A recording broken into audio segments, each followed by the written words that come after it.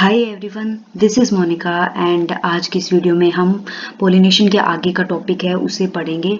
पिछली वीडियो में मैंने आपको पॉलिनेशन का लगभग पूरा टॉपिक अपन यहाँ तक कर लिया था। जो लास्ट में मैं वेलिस्नेरिया और जोस्टेरा वाला पढ़ा रही थी आपको। अब इस पीडीएफ में क्या है कि थोड़ा सा पार्ट मिसिंग दे रखा है, एक पेज, तो वो मैं आपको मेरी खुद की एनसीईआरटी से कवर कराती हूँ और उसके बाद में हम पीडीएफ से कंटिन्यूस करेंगे। तो आप अपनी बुक से पढ़ लीजिए इसे, मैं आपको साथ साथ पढ़ा रही हूँ, ठीक है। इसके जो हमने पढ़ा था ना, वेलिस्नेरिया और जोस्टेरा में क्या है, वेलिस्नेरिया और हाइड्रेला हैं, दोनों फ्रेश वाटर प्लांट्स हैं। और इनमें क्या है कि जो फ्लावर, फीमेल फ्लावर होता है वो वाटर सरफेस के अबव लेवल के अबव आ जाता है और वहां पर मेल गैमेट्स आते हैं। वाटर के थ्रू वाटर पॉलिनेशन ही होता है और फर्टिलाइजेशन होता है। लेकिन जोस्टेरा का प्लांट है वो, उसका फीमेल फ्लावर है वो वाटर के अंदर सबमर्ज रहता है और जो मेल गैमेट्स हैं वो वाटर के लेवल के अंडर फीमेल फ्लावर रहता है, वहां पर ही मेल गैमेट्स आके फर्टिलाइजेशन करते हैं। तो इसके अंदर हमें एनसीईआरटी में इनके दोनों डायग्राम दिखा रखे हैं, जहाँ पे हमें फीमेल फ्लावर दिखा रखा है और वेलिस्नेरिया का, और यहाँ पे साथ में हमें सरफेस पॉलिनेशन दिखा रखा है मेल फ्लावर से। ये वेलिस्नेरिया वाला एग्जांपल दिखा रखा है। अब इसके बाद में हमें बता रखा है, majority of flowering plants use a range of animals as pollinating agents. मैंने आपको बताया था ज्यादातर ऑर्गेनिजम्स क्या यूज करते हैं, बायोटिक एजेंट्स का यूज करते हैं, क्योंकि बायोटिक एजेंट्स क्या है, इवोल्यूशनरी फेवरेबल हैं। Bees, butterflies, flies, beetles, wasps, ants, moths, birds. Birds में भी कौन से, सनबर्ड्स एंड हमिंग बर्ड्स हैं और बैट्स हैं, वो क्या है, कॉमन पोलिनेटिंग एजेंट्स हैं। Among the animals, insects, particularly bees, are the dominant biotic pollinating agents हैं। अब इन्हीं में से जो अपन अभी सारे पढ़े एग्जांपल्स, इनमें से क्या है, बीज हैं, सबसे डोमिनेट करती हैं। Even larger animals such as primates, primates में भी लीमर्स हो गए। आर्बोरियल क्या होते हैं, आर्बोरियल होते हैं tree dwelling organisms like rodents, and even reptiles like gecko lizard and garden lizards हैं। ये भी क्या है, पोलिनेटर्स की तरह काम करते हैं कुछ स्पीशीज के अंदर। Often flowers of animal pollinated plants are specially adapted for a particular species of animal। इसमें क्या बोल रखा है, often flowers of animal pollinated plants. अब क्या है कि ऐसे नहीं है कि कोई भी प्लांट है जैसे, तो उसका फीमेल फ्लावर है वो हर तरह का कोई भी एनिमल या बटरफ्लाई या मोथ किसी से पॉलिनेटेड हो जाएगा, ऐसा नहीं है। किसी पर्टिकुलर स्पीशीज के लिए कोई पर्टिकुलर बटरफ्लाई या कोई पर्टिकुलर मोथ की स्पीशी है वही उसे पॉलिनेट कर सकती है, ठीक है। ऐसे नहीं है कि कोई भी, जैसे कि एक प्लांट है और उसे बटरफ्लाई से भी हो सकता है पॉलिनेशन या मोथ से भी हो सकता है, क्योंकि जो ज्यादातर कुछ ऑर्गेनिज्म होते हैं जैसे हाउस फ्लाइज और ये होगी, ये क्या है, डर्ट पे जाके बैठते हैं, तो इनसे तो पॉलिनेशन होने से रहा, तो सिर्फ जो बटरफ्लाई हैं या फिर कुछ एक पर्टिकुलर स्पीशी का ऑर्गेनिज्म है वही उसे पॉलिनेशन कर सकता है। इसका मतलब ये हो गया। फिर आगे पढ़ते हैं, majority of insect pollinated flowers are, जो इंसेक्ट पॉलिनेटेड फ्लावर्स होते हैं वो क्या होते हैं, लार्ज होते हैं, कलरफुल होते हैं और उनमें फ्रेग्रेंस होती है और उनमें नेक्टर होता है, ठीक है। और वही हमने विंड पॉलिनेटेड प्लांट्स पढ़े थे, उनमें क्या होता था, जो बिल्कुल फ्लावर्स तो थे ही नहीं, वहां पे इन्फ्लोरेसेंस होती थी, सिंगल ओव्यूल होता था और जो उनके जो पोलन ग्रेन्स थे वो क्या थे, लाइट थे और बिल्कुल एंड ड्राई पोलन ग्रेन्स थे उनके। अब इंसेक्ट पॉलिनेटेड की बात करें तो यहाँ पे क्या है, लार्ज, कलरफुल और fragrant and rich in nectar flowers मिलते हैं। When the flowers are small, in number of flowers are clustered into an inflorescence to make them conspicuous. जब फ्लावर्स छोटे छोटे होते हैं तो मतलब वो एक तरह से दूसरे ऑर्गेनिज्म को अट्रैक्ट करने के लिए उन्हें एक गुच्छे की तरह रहना पड़ता है, इसलिए वो एक इन्फ्लोरेसेंस बना लेते हैं। Animals are attracted to flowers by the color or fragrance. The flowers pollinated by flies and beetles. Flies and beetles के क्या हैं, flowers जो उनसे पॉलिनेट होते हैं वो क्या करते हैं, सिक्रेट करते हैं foul odours to attract these animals, क्योंकि फ्लाइज हैं और बीटल्स हैं वो फॉल ऑर्डर्स की तरफ अट्रैक्ट होती हैं। अब पेपर में एग्जांपल आता है कि फॉल ऑर्डर वाले जो फ्लावर्स हैं उनके पॉलिनेटर्स कौन है, तो एग्जांपल है फ्लाइज एंड बीटल्स। यहाँ से क्वेश्चन आता है, to sustain animal visits, the flowers have to provide rewards to the animals. Nectar and pollen grains are the usual floral rewards. अब ये दिमाग में रखना कि फ्लोरल कौन कौन से हैं, नेक्टर भी है और पोलन ग्रेन्स भी है, वो भी फ्लोरल रिवार्ड्स हैं। हम पहले अपने मन में क्या स्ट्राइक करता है कि पोलन ग्रेन है वो तो सेक्सुअल रिप्रोडक्शन के लिए जरूरी है, लेकिन क्या है, ये एक तरह के फ्लोरल रिवार्ड की तरह भी होते हैं, ठीक है, क्योंकि पोलन ग्रेन्स में भी क्या होती है, न्यूट्रिशन होता है। हमने ऊपर पढ़ा है ना, पोलन टैबलेट्स होती हैं और उनको हम यूज करते हैं एज ए न्यूट्रिशन। तो नेक्टर और पोलन ग्रेन्स दोनों ही फ्लोरल रिवार्ड्स की तरह यूज किए जाते हैं। For harvesting the reward from the for harvesting the reward from the flower the animal visitor जो होता है comes in contact with the anthers and the stigma. अच्छा, ये चीजें नेक्टर को इकट्ठा करने के लिए वो क्या आता है, जो पॉलिनेटर होता है वो फ्लावर पे आके बैठता है, और the body of the animal gets a coating of the pollen grains की कोटिंग लग जाती है उसके ऊपर, which are generally sticky and animal pollinated in animal pollinated flowers.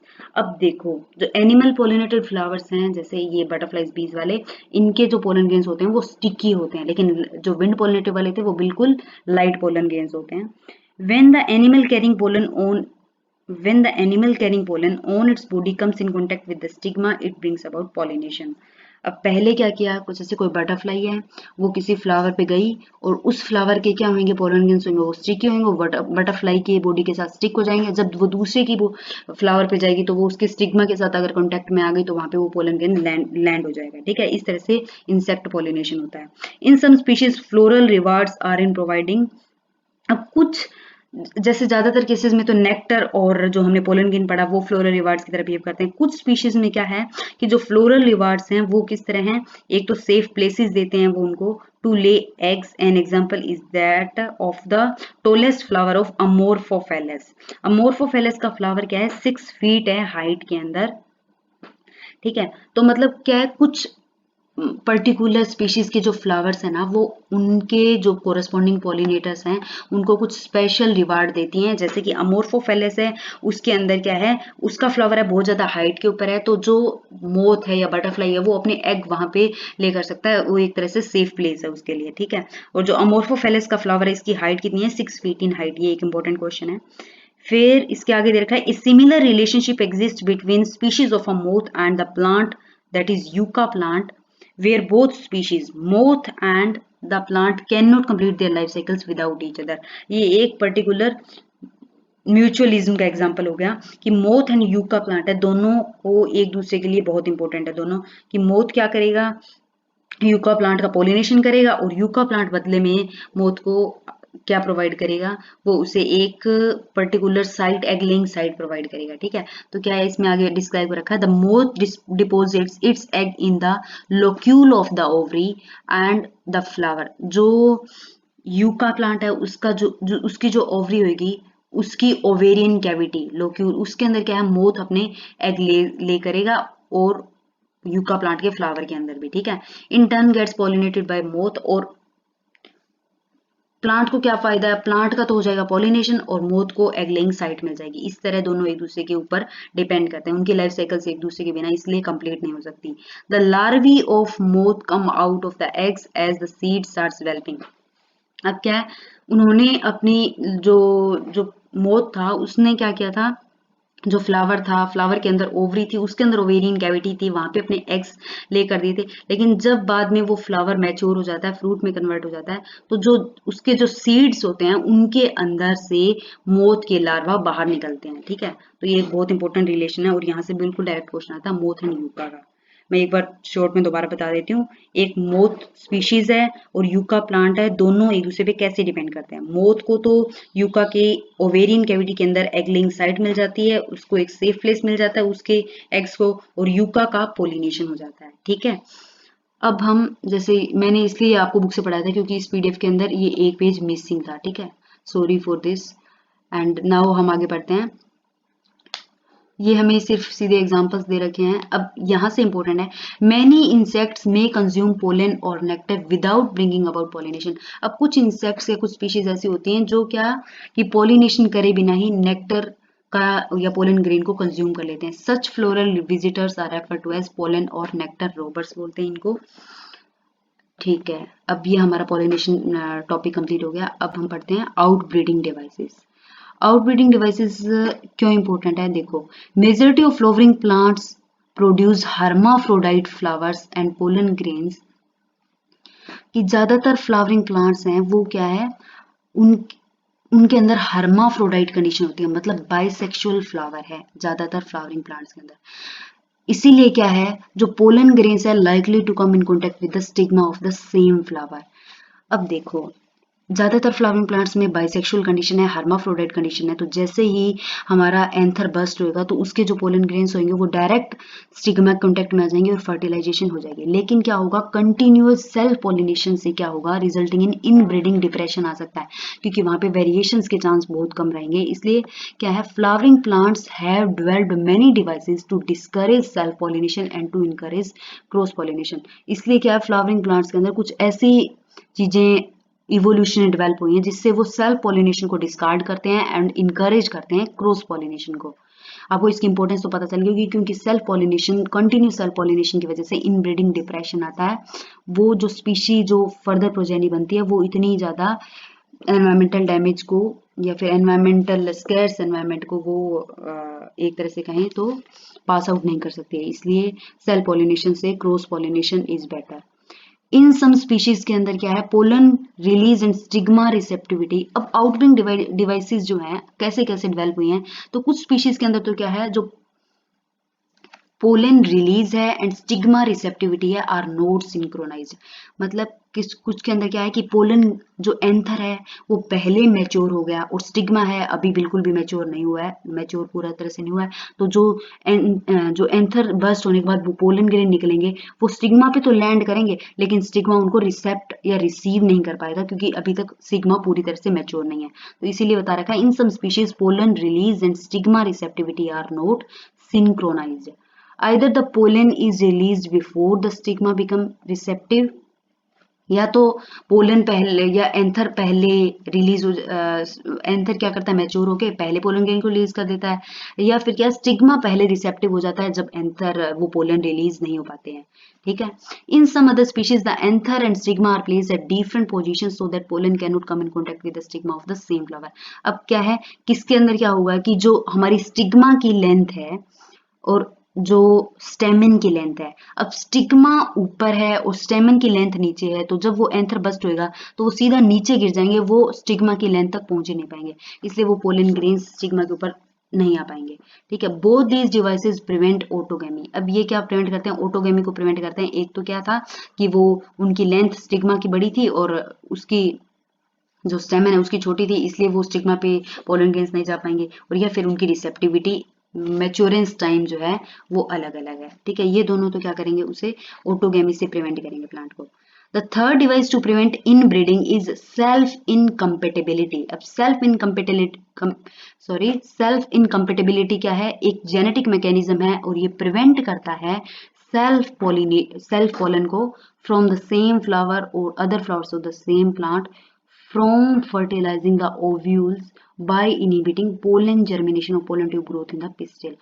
अब सेल्फ इनकम्पेटेबिलिटी में क्या होता है कि जो ना एक जैसे एक प्लांट है तो उसका जो स्टिग्मा है, तो उसका स्टिग्मा ना एक ऐसे केमिकल्स या फिर एक तरह से कहें तो वो ना अपने ही पोलन मतलब सेम फ्लावर के पोलन को रिसीव नहीं करता है, या फिर सेम प्लांट के दूसरे फ्लावर से उसे रिसीव नहीं करता। मतलब ये गिटनोगेमी को इनहिबिट कर रही है, सेल्फ इनकम्पेटेबिलिटी, मतलब गिटनोगेमी एंड ऑटोगेमी दोनों को।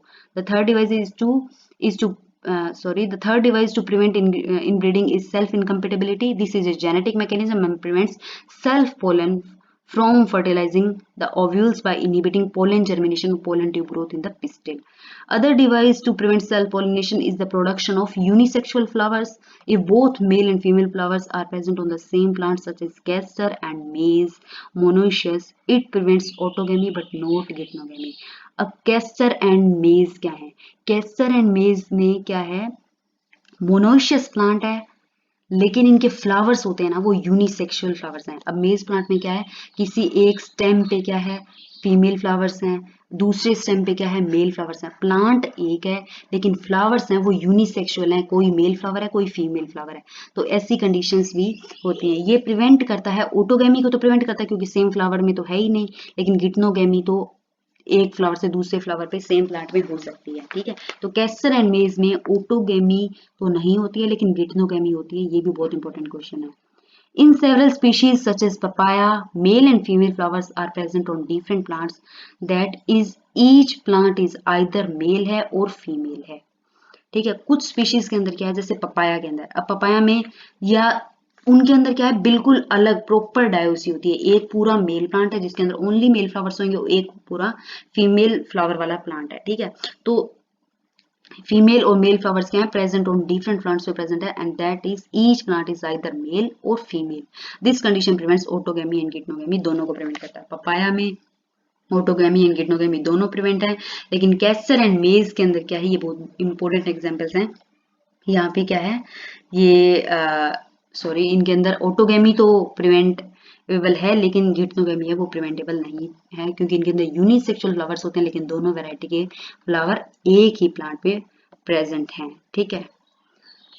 अब हम पढ़ते हैं पोलन पिस्टिल इंटरेक्शन क्या होती है। पोलन पिस्टिल इंटरेक्शन में क्या है, पोलन डज नॉट, अब देखो ये भी तो हो सकता है कि एक एक मैंगो का प्लांट है और एक हमारा गवावा का प्लांट है, तो दोनों हमने एक ही एरिया के अंदर लगा रखे हैं, तो जो मैंगो के जो पोलेन्स होंगे वो एयर में रिलीज होंगे, ऐसे गवावा के भी एयर में रिलीज होंगे। मैंगो वाले पोलन ग्रेन्स गवावा के फ्लावर के स्टिग्मा पे भी जाके लैंड कर सकते हैं, और गवावा वाले मैंगो के स्टिग्मा पे भी लैंड कर सकते हैं, लेकिन क्या है, वो स्टिग्मा उन पोलन ग्रेन्स को रिसीव नहीं करेगा, उसको मतलब इनहिबिट करेगा। कैसे इनहिबिट करेगा, वो मैकेनिज्म होता है पोलन पिस्टिल इंटरेक्शन, ठीक है। अब देखो, pollination does not guarantee the transfer of the right type of pollen, means same species का pollen, compatible pollen of the same species as the stigma, ठीक है। पॉलिनेशन तो गारंटी नहीं करता ना, पॉलिनेशन के थ्रू तो कोई भी पोलन ग्रेन आकर किसी भी प्लांट के ऊपर गिर सकता है, एयर से कोई भी पोलन ग्रेन कहां से कहां पे भी जा सकता है, तो इसलिए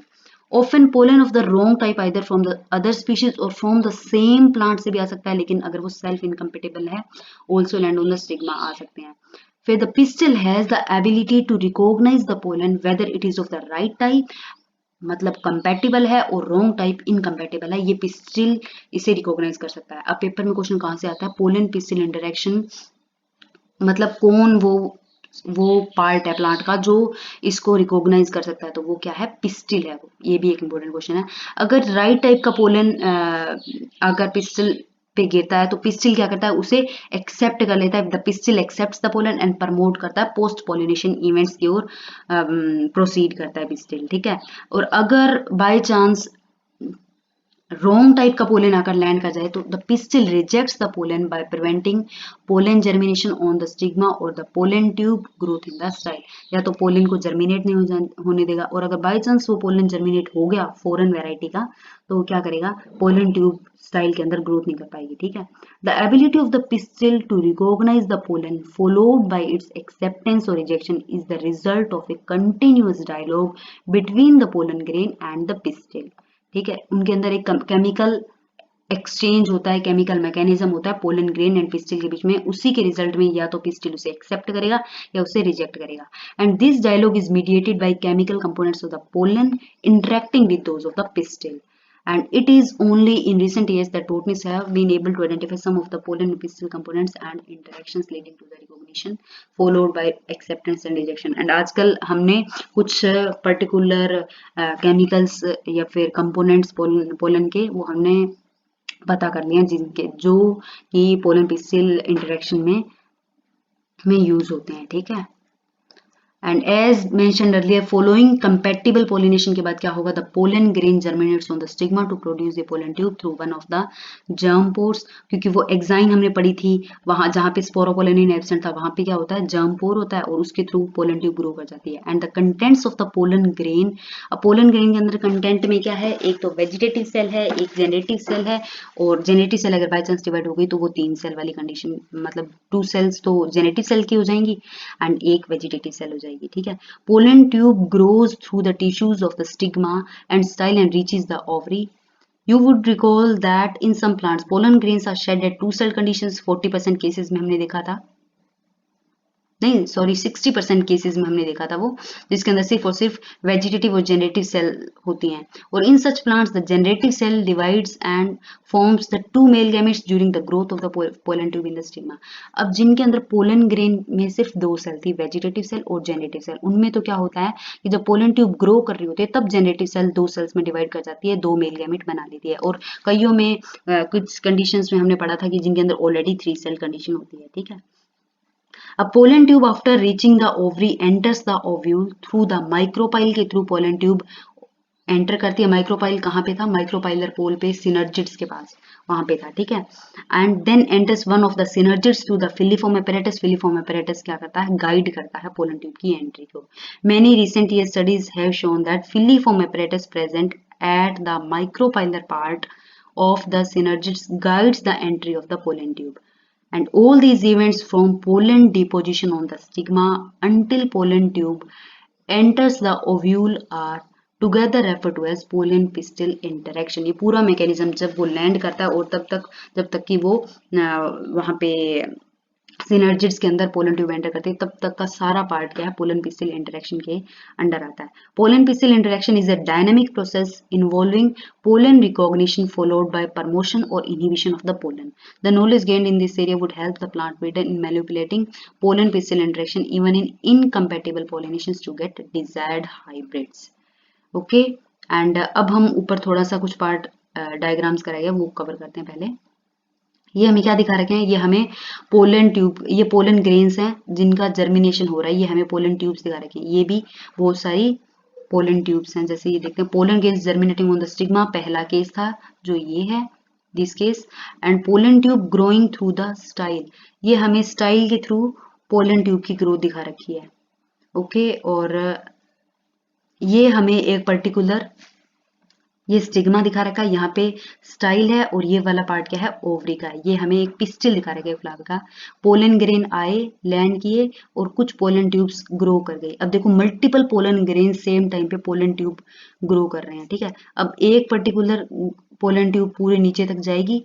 ये क्या है हमारा? ये हमारा आउटर पार्ट क्या था? इंटेग्यूमेंट्स होते थे, ठीक है। और यहाँ पे माइक्रोपाइलर पोल पे क्या था? माइक्रोपाइल ओपनिंग होती है।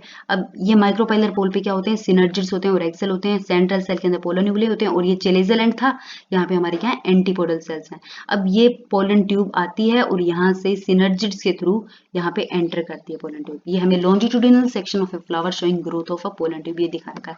अब पेपर में डायग्राम से रिलेटेड बहुत क्वेश्चन आते हैं, इन पे आपको जम्बलिंग करके ABC देंगे और आपको गेस करना होगा ये पोलन ट्यूब कहाँ पे एंड कर रही है, सिनर्जिड्स के पास एंड कर रही है या फिर एंटीपोडल सेल।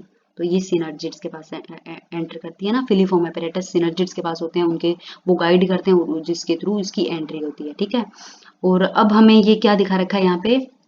ये मेल गैमेट्स कैसे एंटर करते हैं? देखो पोलन ट्यूब में जब पोलन ट्यूब आगे चल रही होती है ऐसे, तो सबसे पहले मेल गैमेट्स आगे चल रहे होते हैं और उनके पीछे पीछे होता है वेजिटेटिव न्यूक्लियस। ये हमें दिखा रखे, देखो दोनों मेल गैमेट्स आगे हैं जो फिलीफॉर्म एपैरेटस इनको गाइड कर रहा है सिनर्जिड्स के अंदर एंट्री को, और ये वेजिटेटिव न्यूक्लियस पीछे है पोलन ट्यूब के अंदर, ठीक है। और सिनर्जिड्स का मैंने आपको पहले ही बताया था कि न्यूक्लियस है वो किधर लाई करता है? वो माइक्रोपाइलर पोल की तरफ होता है, और जो वैक्यूल है वो किधर होता है? चेलेजल एंड की तरफ होता है। ये हमें पोलर न्यूक्लियाई दिखा रखे हैं सेंट्रल सेल वाले, और ये इनकी प्लाज्मा मेम्ब्रेन हो गई सेल्स की, और ये हमें एग दिखा रखा है, ठीक है। एग एग एग न्यूक्लियस दिखा रखा है, तो एग में न्यूक्लियस है वो किधर है? वो चेलेजल एंड की तरफ है, और वैक्यूल है वो माइक्रोपाइलर एंड की तरफ है। इसलिए डायग्राम को अच्छे से पढ़ो, तभी आपको समझ भी आएगा कॉन्सेप्ट। अगर आपको डायग्राम समझ आ गया तो आप थ्योरी बोर्ड एग्जाम में तो बिल्कुल आराम से लिख सकते हो, ठीक है।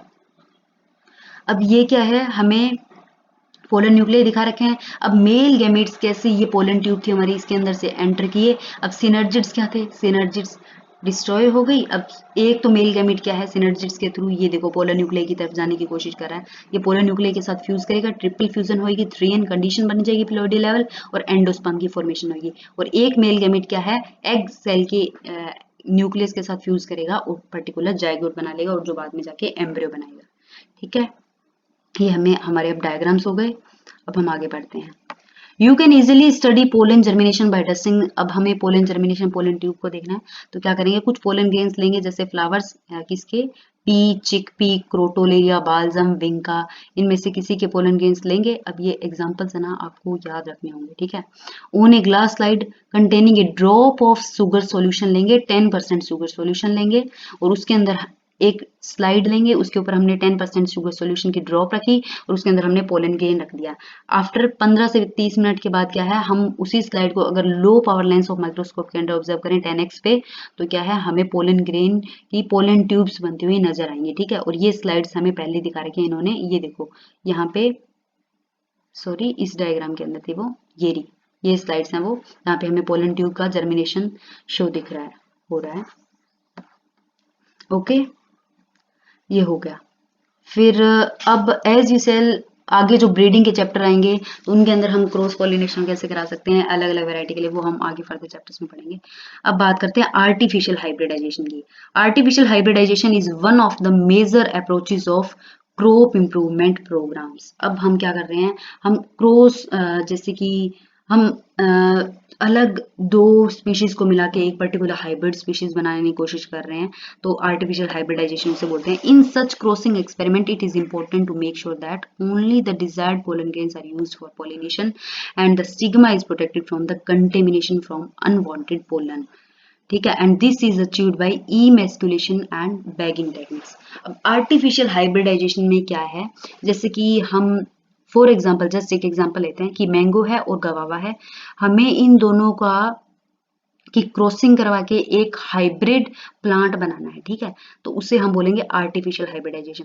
तो इसके लिए हमें क्या करना होगा कि जैसे हमने मैंगो के पोलन ग्रेन लिए और गवावा का स्टिग्मा लिया, उनको हम आर्टिफिशियल मेथड से, क्योंकि नेचुरली तो वो पोलन पिस्टल इंटरेक्शन होगी वो उसे रिजेक्ट करेगा, लेकिन हम आर्टिफिशियली उसे अगर क्रॉसिंग करवा रहे हैं तो उसके लिए हमें ये इंश्योर करना होगा कि कोई दूसरी वेराइटी या दूसरे प्लांट का या फिर गवावा का ही लगा लो, सेम प्लांट गवावा का पोलन ग्रेन आके वहां पर जर्मिनेट ना कर जाए, क्योंकि मैंगो की बजाय तो वो गवावा वाले को ही प्रमोट करेगा ना, नेचुरल मैकेनिज्म। तो इसलिए हम क्या करेंगे, कुछ स्पेशलाइज मेथड लगाएंगे। हम क्या करेंगे, जैसे गवावा का स्टिग्मा है तो उस पर्टिकुलर फ्लावर के जितने भी एंथर होंगे स्टिग्मा के अराउंड, उसे हम क्या करेंगे, कट ऑफ कर देंगे, बाहर कर देंगे एंथर सारे, और उस स्टिग्मा को हम कवर कर देंगे एक सैक से, जिसको हम बोलते हैं bagging technique.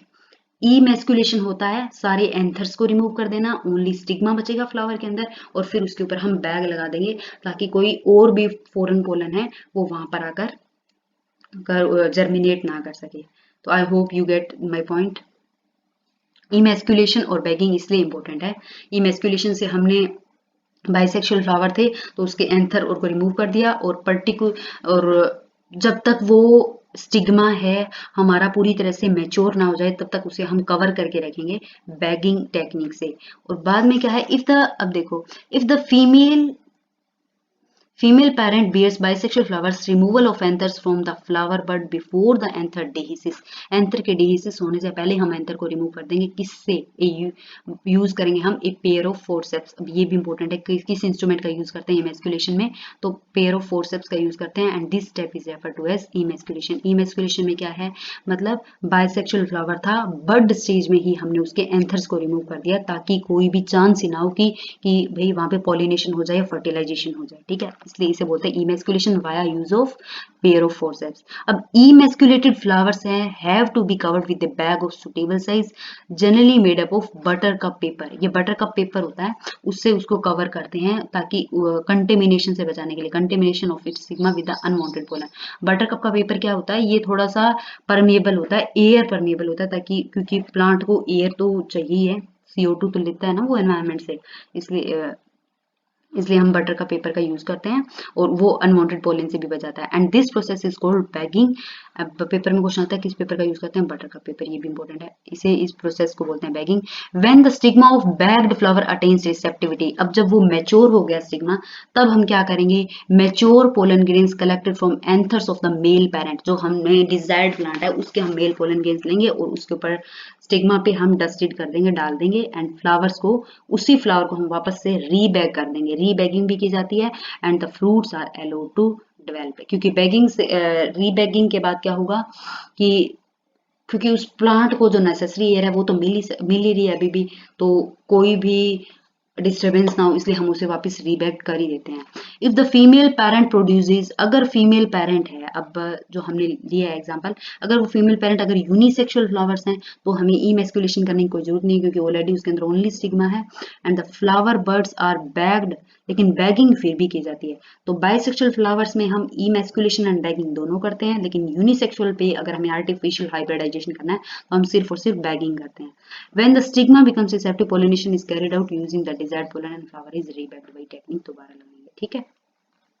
I hope you get and now we start double fertilization. Double fertilization में क्या है, after entering one of the synergids the pollen tube releases the two male gametes into the cytoplasm of the synergid. वो हमने example ऊपर diagram में देखा है साफ साफ। One of the male gamete moves towards the egg cell and fuses with its nucleus completing the syngamy। Fertilization को syngamy बोलते हैं। और जो सेल बनेगी वो 2n बनेगी, डिप्लॉइड सेल बनेगी और जाइगोट होगा वो, ठीक है। The other male gamete move towards the polar nucleus located in the central cell fuses with them to form a triploid primary endosperm nucleus. इसकी प्लॉइडी लेवल होगी 3n। वो हमने साफ साफ डायग्राम में देखा है। मैं आपको दोबारा शो करती हूँ डायग्राम। ये देखो यहाँ पे एक तो है मेल गैमेट क्या करेगा, यहाँ पे आके फ्यूज कर गया, इसके पोलर न्यूक्लियस के साथ फ्यूज करेगा प्राइमरी एंडोस्पर्म न्यूक्लियस बनाने के लिए, और एक न्यूक्लियस हमारे एग सेल के साथ फ्यूज करेगा जाइगोट बनाने के लिए, ठीक है। ओके, ये हो गया। As this involves the fusion of 3 haploid nuclei. अब primary endosperm nucleus 2 polar nuclei थे, वो भी हैप्लोइड थे, और एक हमारी जो एग सेल थी वो भी हैप्लोइड है। तो इस कंडीशन को हम बोलेंगे 3 हैप्लोइड के फ्यूजन को बोलते हैं ट्रिपल फ्यूजन। ये हमारी होगी triple fusion. Since 2 type of fusion that is syngamy and triple fusion takes place in the embryo sac, the phenomenon is called double fertilization. अब एक तरह से देखें तो 2 प्रोसेस हो रही हैं, 2 बार फ्यूजन हो रही हैं, तो इसे हम बोलते हैं डबल फर्टिलाइजेशन। और डबल फर्टिलाइजेशन कैरेक्टरिस्टिक फीचर है या एक तरह से डेफिनेटिव फीचर है फ्लावरिंग प्लांट्स का। ओनली एंजियो वैसे एंजियोस्पर्म्स में ही ये डबल फर्टिलाइजेशन होती है। The central cell after triple fusion becomes the primary endosperm cell. अब सेंट्रल सेल क्या है, वो प्राइमरी एंडोस्पर्म सेल में डिफरेंशिएट हो जाती है और बाद में आगे जाके वो एंडोस्पर्म बनाती है, और जाइगोट क्या बना लेता है, एम्ब्रियो बनाता है, ठीक है। अब जैसे हम इसके अंदर पढ़ेंगे ये जाइगोट कैसे एम्ब्रियो बना रहा है, तो वो पढ़ते हैं। तो देखो ये हमारा माइक्रोपाइलर एंड था, सिनर्जिड्स थे, फिलोफोम अपैरेटस था, और यहाँ पे आके 2n बन गया। तो वो सिनर्जिड्स बाद में क्या है, डीजेनेट हो जाते हैं और जाइगोट बन गया 2n। ये हमारी प्राइमरी एंडोस्पर्म सेल, ये प्राइमरी एंडोस्पर्म न्यूक्लियस जो क्या है 3n है, और यहाँ पे डीजेनरेटिंग एंटीपोडल सेल्स। तो हमारा जो सिनर्जिड्स थे और एंटीपोडल सेल्स थी, दोनों ही क्या है, डीजेनेट हो जाती हैं। अब ये जाइगोट दिखा रखा है यहाँ पर, जाइगोट में क्या है, डिवीजन होती है, और सबसे पहले एम्ब्रियो कौन सा बनता है, ग्लोब्यूलर एम्ब्रियो बनता है। ये देखो नीचे क्या है, ग्लोब्यूल लाइक स्ट्रक्चर है, इसे हम बोलते हैं ग्लोब्यूलर एम्ब्रियो। बाद में क्या है, ये हार्ट शेप एम्ब्रियो बनता है। ये देखो हार्ट शेप एम्ब्रियो दिखा रखा है। और ये वाली जो सेल्स होती हैं इन्हें हम बोलते हैं सस्पेंसर सेल्स। ये हैं सस्पेंसर सेल्स, ठीक है। नीचे क्या है, ग्लोबुलर एम्ब्रियो, ये वाला ये पूरा ग्लोबुलर एम्ब्रियो है, ये इसका ग्लोबुलर रीजन, और ये इसकी सस्पेंसर सेल्स हो गई। इसकी मल्टीपल माइटोटिक डिविजन्स होते हैं ना बार बार, तब ये एम्ब्रियो बनता है, ठीक है। क्लीवेज से, जाइगोट के क्लीवेज से एम्ब्रियो बनता है। ये ग्लोबुलर एम्ब्रियो बन गया। अब यहाँ पे ये सस्पेंसर सेल्स हैं, बाद में धीरे धीरे क्या सस्पेंसर सेल्स आगे जैसे जैसे प्रोसीड कर रही हैं ये डीजेनेट होती जा रही हैं। ये हार्ट शेप एम्ब्रियो है, और ये आगे किस में कन्वर्ट हो जाता है, हार्ट शेप एम्ब्रियो। ये 2 नीचे क्या लटक रहे हैं इसके, कोटिलिडोन्स हैं। ये मैच्योर, हम मैच्योर कंडीशन में दिखा रहे हैं। तो ये क्या है, 2 कोटिलिडोन्स हो गए, एक पार्ट हो गया प्लूम्यूल और एक पार्ट हो गया रेडिकल। अब जो रेडिकल वाला रीजन होगा वो आगे जाके क्या बना लेगा, रूट, प्लूम्यूल बना लेगा स्टेम, और ये कोटिलिडोन्स हैं वो इन्हें न्यूट्रिशन प्रोवाइड करेंगे पूरी ग्रोथ होने तक, तब तक वो, जब तक वो एक प्लांट नहीं बन जाता, ठीक है। अब पेपर में इनसे क्वेश्चन आता है साफ साफ, एक तो स्टेजेस ऑफ एम्ब्रियो बताओ। सबसे पहले ग्लोबुलर एम्ब्रियो बनता है, फिर हार्ट शेप एम्ब्रियो बनता है, फिर मैच्योर एम्ब्रियो बनता है। तो ऐसे जंबल कर देगा, पहले हार्ट फिर ग्लोबुलर। तो आप अब समझ गए होंगे कि कैसे क्वेश्चन आ सकता है यहाँ से। सस्पेंसर सेल्स आगे जाके डीजेनेट हो जाती हैं, रेडिकल। अब पेपर में ये वाला डायग्राम देंगे, यहाँ पे ए बी सी ऐसे डी ऐसे पार्ट डालेंगे। अब आपको पता करना होगा कि ये प्लूम्यूल है या रेडिकल है, या ये रेडिकल है प्लूम्यूल है। तो दिस रीजन जो सस्पेंसर सेल की तरफ होता है वो वाला रीजन क्या है, रेडिकल। जो इधर हम जा रहे हैं ये वाला रीजन क्या हो गया, प्लूम्यूल। और इधर प्लूम्यूलर रीजन से क्या है, 2 कोटिलिडोन्स हैं, ठीक है। जो कोटिलिडोन्स क्या करेंगे, न्यूट्रिशन प्रोवाइड करेंगे प्लूम्यूल को स्टेम में मॉडिफाई होने के लिए, और रेडिकल को रूट में मॉडिफाई होने के लिए, और बाद में वो क्या बन जाएगा, प्लांट बन जाएगा, ठीक है। अब हम बात करते हैं post fertilization structures and events की।